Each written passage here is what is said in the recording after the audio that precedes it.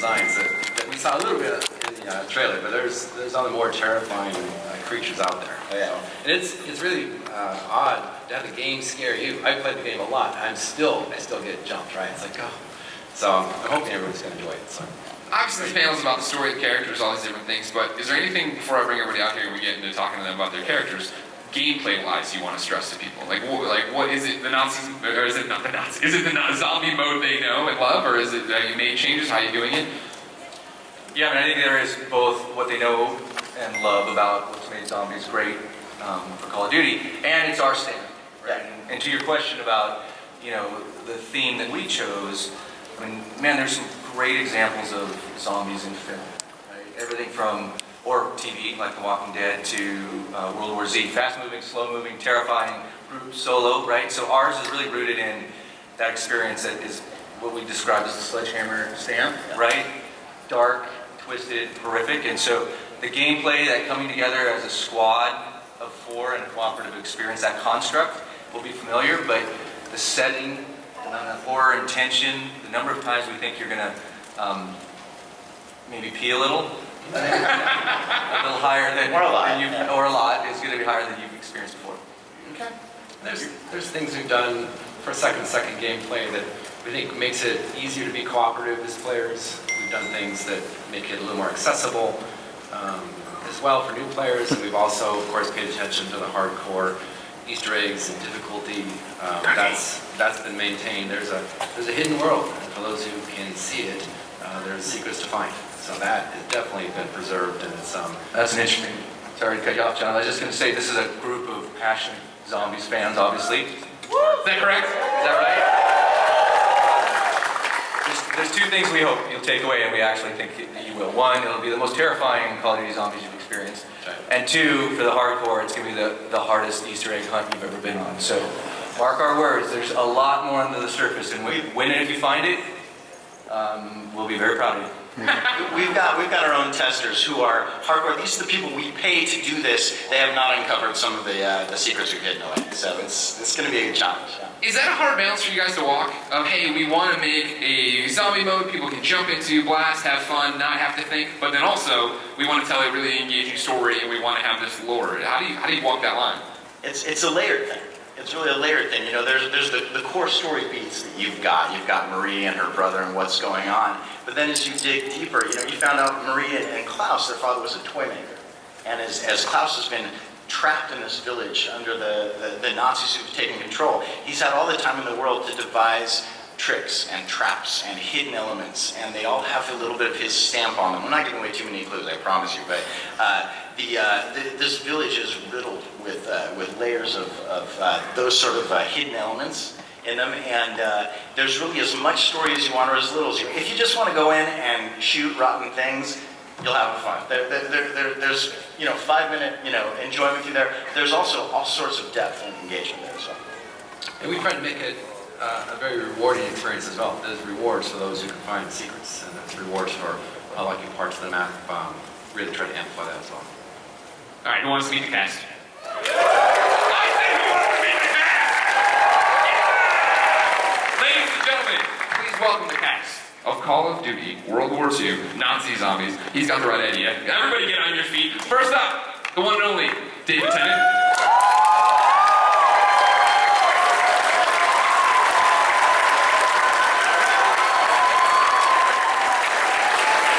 Elodie Young.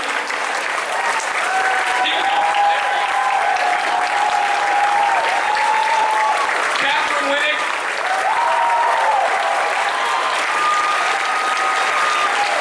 And Udo Kier. Udo! Ladies and gentlemen, the cast. All 4 playable characters. They're all playable. David, is it weird when I refer to you as playable? I'm always playable. I pride myself on it. So how's everybody doing? Thanks for coming out. Sorry to keep you waiting. Thanks for having us. No problem. Let's go down the line, introduce your characters. David, who are you playing in this one? I play Drosten Hind. What do we need to know about him? He's an antique. Look at that. It looks like me. It's amazing. He's even got a tartan cap. That's because I'm Scottish. Yeah, he's an antiquities expert. Okay. He was in prison, and he's been allowed out on the understanding that he'll work for the good guys. Okay. I also was told by Cameron he curses like a sailor. He swears a lot. An awful lot, yes. It's full of bad language, this game. I'm terribly shocked. Yeah. Cameron, how much of the bad language did you guys have to write, or did David bring to the table? Cameron, get on that microphone. Don't make me come over and push you back in. So originally, he actually wasn't going to swear that much, but we got into the session with David, and it just came so naturally. It felt like the right thing to do. This is a terrible scandal. No, I mean, well, you did indicate to me that you wanted it to have an authentically Scottish feel. Yes. And that perhaps, being written in California, it didn't necessarily. So I was invited to bring some of my experience of growing up in Paisley. Thank you. Thanks for the One shout out. One shout for Paisley. Usually they don't let you out. That's, yes, we did a little bit of improvisational cursing. I believe we used the term "channel your drunk uncle" if you could, and it opened up the floodgate. I have no drunk uncle, I'd like to point out, but I got the understanding of what you meant. Yes. Elodie, who are you playing? I'm playing Mademoiselle Durand. She was in the French Resistance. She's an art historian. She worked at Le Louvre, au Musée du Louvre. And yeah, she was very keen on joining the team because her dad got captured by the Nazis. And she's very passionate about art, and so yeah, so she's kind of, I think, of the guide of the team, I think. Yeah. So this is who I play. You seem like your method act. You can stop doing the accent anytime. We're not recording the. All right, thank you. What was that like for you to get in and play a character that hits close to home, I guess? Like, was it a cool character for you to jump into? Yeah, well, the funny story about it's not funny, but when they approached me for the part, I was really keen on doing it because my granddad and his dad, they were in the resistance, in the French resistance. My great granddad died in camps. My granddad escaped, he got liberated by the Canadian at the time. So I think, it was really, it was interesting and important for me in a way to accept a part like this. It's a video game, so it's very new to me. But the fact that, they did some research about the history and all that, I was drawn to that for that specific reason. That's awesome. Now, Katheryn, hi. Hi guys! I am so excited to be here. First of all, you guys rock, and I can't even see the back. You rock! You guys are amazing, so hello. Tell me about your character. You're like the main character. Sure. I play Marie Fisher, and she is born in Germany, and she decided to leave the family business. I guess her father was a weapons maker, and she decided to study in Cambridge, and then she went to the States, and she was recruited with the OSS, which was like the early CIA, and she became a spy. So it's a very fun character for me to play. I get a chance to, I can't give away too many spoilers, but for her main goal is actually her brother, Klaus, and reconnecting with him. She was obviously had a strong history with him, and that she ends up calling Monuments Men and her getting other people's help to try to get to her personal goal, which is to find her brother again. You started that by shouting out how awesome everybody is. Oh my God, I love this room. I'm so excited. You, of course, are real active on social media. Have you seen a lot of them tweeting at you and talking to you and being excited for you to be in the game? I have to say, the Call of Duty fans are amazing and totally insane.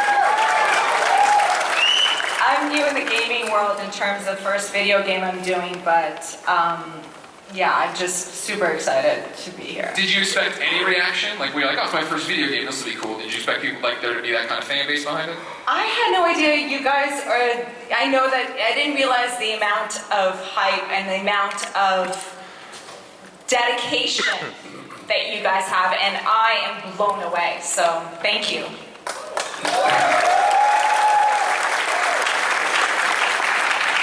And then we come to Udo. Udo, they told me I couldn't curse on this panel, but there's no other way to say it. You're a scary motherfucker. Thank you very much. I like that. Udo, who are you playing in this game? I play Dr. Straub, a Nazi doctor, and I have built a new kind of soldier. A soldier who never sleeps, a soldier who does not eat, and a soldier who does not die. But actually, I have done much more. I created the devil himself. And as my last film, I play Adolf Hitler on the moon, riding on a dinosaur. So I was ready for a lot of things. And now I'm just a doctor, and he likes the zombies, and he likes to create a special soldier. And I have a good time, a very good director. And it was for me also new. I had never done something like that. And this is amazing. When you stand there, you have cameras, you go into a big egg with 365 lights, and then somebody says, smile, and then boom, all the cameras take the picture. No, it was a great experience, and it's the first time ever I went anywhere in the world to Comic-Con. This is your first Comic-Con? Yes, and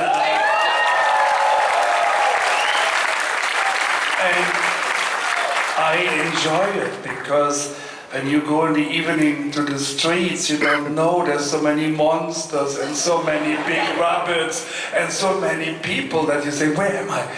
Where's my hotel? But no, it's wonderful, and I will, after the panel, I will go and see all the t-shirts and everything. How can he make the word t-shirt sound scary? It depends what's on it. Udo, you have a long lineage with horror movies, right? You've been in a ton. I mean, what? In horror movies, you've been in a lot of horror movies. I started actually. No, let's not talk too much about me, but it's a good story. I was discovered in an airplane. A man was sitting next to me. I was a young actor. I say it quick so it doesn't take so long. And the man next to me said, like all Americans, what do you do? And by the way, I was just an actor, so I took a headshot out of my bag and said, I'm an actor. And he said, wow, and give me your number. So he wrote my number in his passport at the last page. And I said, who are you? He said, I'm Paul Morrissey. I make movies for Andy Warhol. 3 weeks later, I got a call. Paul, from New York. I'm making a film, Frankenstein, in 3D, and I have a little role for you. And I said, wow, what do I play? And he said, Frankenstein.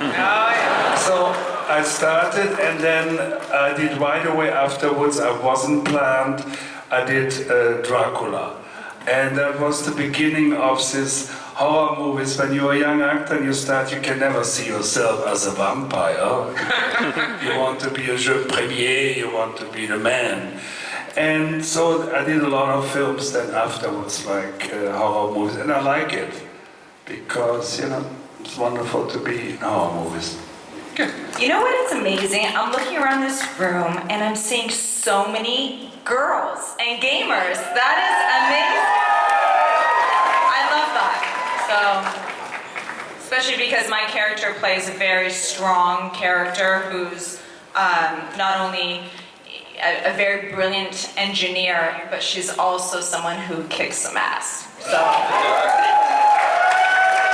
Katheryn, how's that work on your side? When you're getting ready to sit down and design the cast and put together this story, are you sitting there thinking like, we should have more girls in this? Or is it like, no, we need to get the right characters, the right things, how it works the plot? No. And I swear to God, move on that microphone or I'm going to come over and kick you so hard.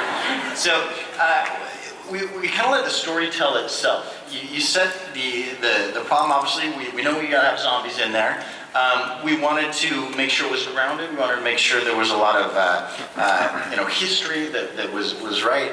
And then the story just started telling itself. And as we dug into the MFAA and the heroes, the people that were a part of it, it just had to be told with a broader cast. And a woman who had been from Bavaria, who'd crossed the ocean and had been working in espionage, opened up so many story possibilities, so many different experiences that we hadn't heard before. What, you have something to add? May I? Yeah, go. Oh, it's your panel. Again, this is Michael Condry's Call of Duty, World War II.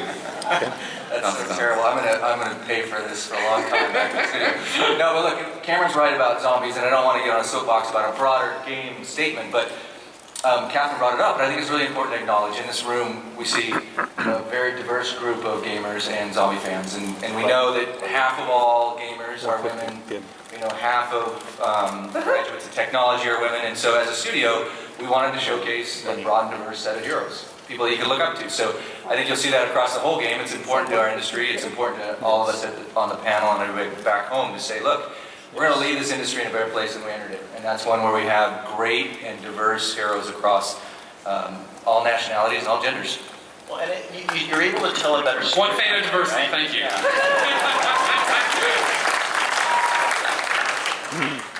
No, I was just saying, you tell a better story that way too, when you can share more diverse thoughts and opinions and perspectives on things. And working with each of these incredibly talented actors here has opened up each character into something much broader and more interesting than if we just created it alone. Yeah. Now, there's one. Oh, sorry. I just got to give Cameron props and this team right here that's here. This is a team that's very communicative in terms of your storyline and making the character you, and helping as artists, we can bring a lot of ourselves into our character, which eventually you guys will be playing and seeing. And that is something that is really refreshing in the entertainment world, is to have such a collaborative, open process that you can change words, you can change dialogue, you can change your certain parts of the story, of course, within the broad stroke. So I just want to say thank you guys. You guys are awesome by including us. Now, guys, there was one person included in the game, the fourth playable character, who couldn't be here today, correct? Michael Condry, who's that man? Well, he is here in spirit, isn't he? I like to think that Ving Rhames is with us at all times. Ving Rhames is with us at all times.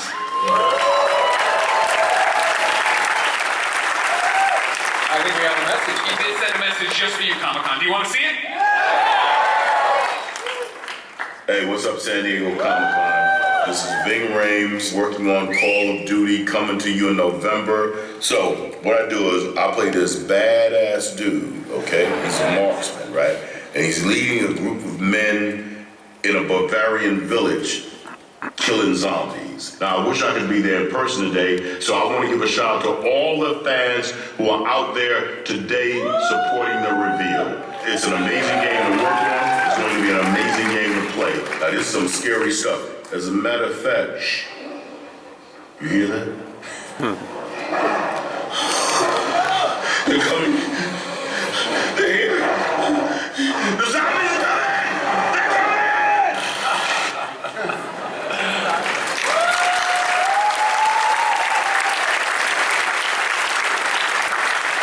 Yeah, that's special for us. It's great to have this cast here, including men, and just harkening back to an incredible set of talent. I mean, who hasn't watched Pulp Fiction and said, I want to one day work on some piece of entertainment with that gentleman? So that's a lot of fun for us. Well, I feel like for you and Sledgehammer, you're like, all right, we're going to make this cool horror game. We're going to do this cool thing. We're going to cast those characters. Was it just like, okay, let's go down the line and find all of our favorite actors so we have an excuse to work with them and design these characters? I mean, on some level. Own up to it. On some level, I'll admit, right? I mean, this is a coming together of Hollywood and Silicon Valley in a way that allows us to interact with people that we've seen in film and idolized throughout our lives. And so, yeah, I think there's part of that. And of course, then, looking for the very best delivery of the actors and marrying that to the talent. And I think this cast represents that. So that's pretty special for us. As you're writing this stuff too, the idea that okay, well, I've got to have this strong character that's got. Oh, and I'm also watching.